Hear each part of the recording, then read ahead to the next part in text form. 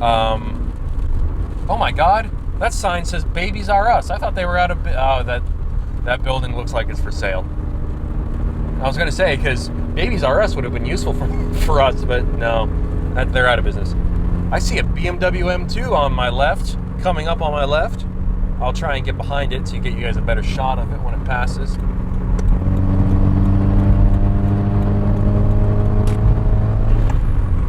Hey-o. Now the BMW M2, in my opinion, is a very cool car, especially today with cars getting bigger and bigger. I feel like the M2 captures the classic BMW style, where it's a bit smaller, it's still got that inline six.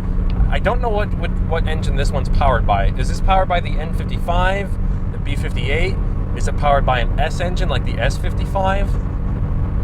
I know that the new M4 and M3 is powered by the S58, but I don't know what the M2 is powered by. I'm not massively familiar. I'd have to look it up, to be honest, to pretend to be an expert. But the M2 is a cool car.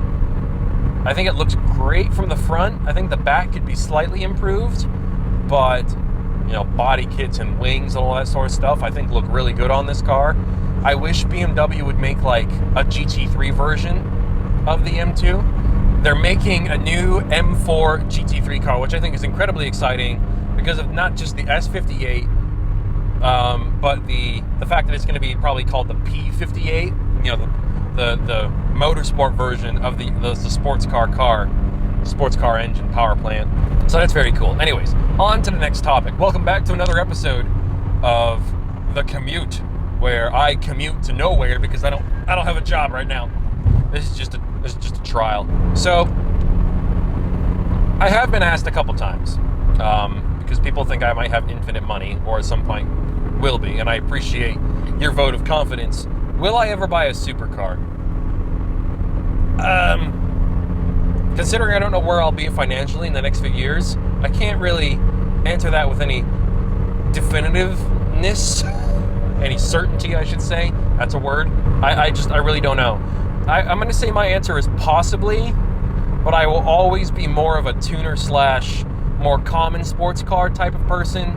So like the most exotic I'll ever get are like M3s and M4s and like Porsche 911s and all that sort of stuff. Like that's the top of the spectrum.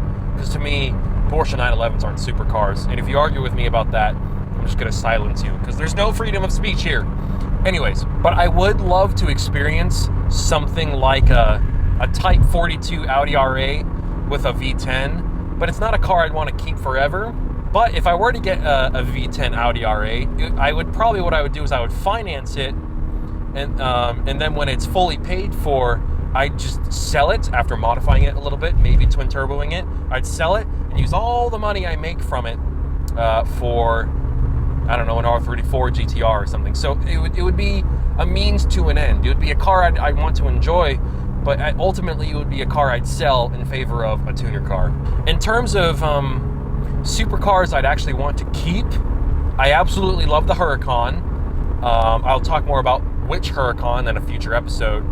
And the 765 LT, I gotta say, that new McLaren 765 LT looks badass, but it's gonna be so expensive that I don't know when I'd be able to get it.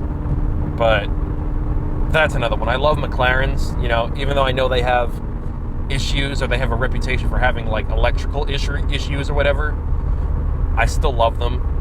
They're not Ferraris, they're not Lamborghinis, they're something else. And I think they're super cool.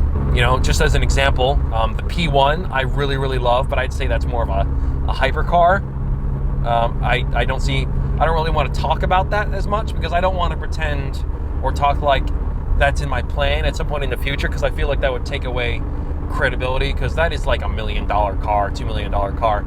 And I don't want to start talking about the possibility of owning one until I can kind of back that up. So it's a car I love, though. The P1 is awesome. It looks great, has mind-blowing technology that I think is super cool. So, yeah. I will say, the R35 GTR is another car I think is really cool, but I wouldn't call it a supercar, per se. I know a lot of people might. I think the closest the R35 GTR has ever come to being a supercar is with the Nismo, like the 2020 Nismo. because it's got the newer turbos, the carbon ceramic brakes.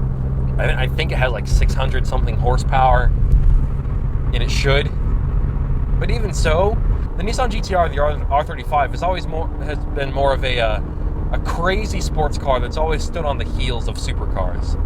Because if I have, $400,000 theoretically, and I'm buying brand new cars, right, not used.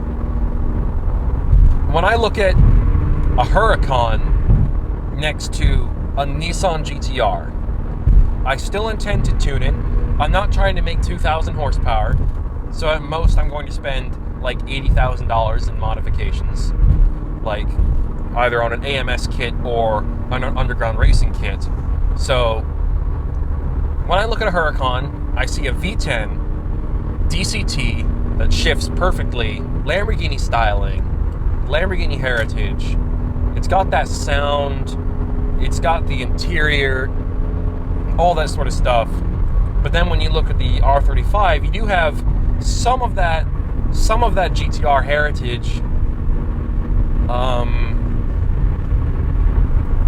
But then you've got that V6, which I don't really like the sound of.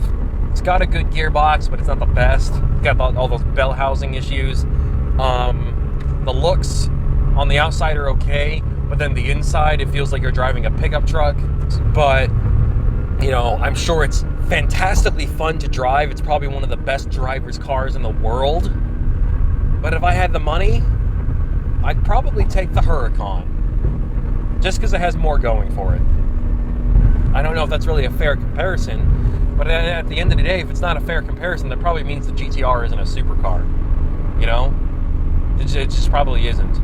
If a car's status as a supercar is in question, then that probably means it's not a supercar. Because when you've got a supercar and you look at it and you say that's a supercar, you got to say it with some confidence. You got to be like, oh yeah, that is definitely a supercar. That Lamborghini, that Ferrari, and it doesn't matter what year it's from. Like I know, like for instance, the Porsche Carrera GT, not the fastest car in the world these days. That was a hypercar back in the day. Another thing I should say is that, and this is really going to ruffle some feathers, is that in case you guys didn't know, there's a difference between supercar and exotic. And what I mean by that is that when I say an M3 or an M4 is an exotic, I'm not saying it's a supercar. Because what else would it be? Exotics are a lot of these European sports cars with these nice build qualities and all that sort of stuff. So an M3 and an M4, a Mercedes, this, that, the other, those are all exotics. Porsche 911s are exotics. They're not tuners.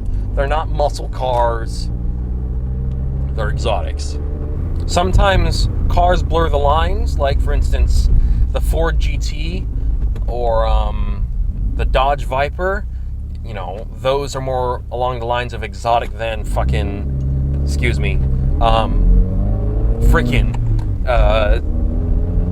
muscle cars. A Ford GT, if I call that a muscle car, I think that would be just plain wrong. Amtrak train, I see you.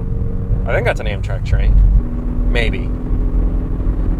We got a nice, do you see that? Wait a minute. Oh, there it is. Do you see that? The St. Louis thing, the ring hoop thing? I forgot what it's called. Just my vague rant about that. But yeah, will I ever own a supercar? If I can, probably. That's my answer. Possibly, probably. But I don't know which one. Because by the time I can afford one, all sorts of supercars will have been made and discontinued and all sorts of stuff. So really can't make any predictions because I don't know what cars will be available by that time.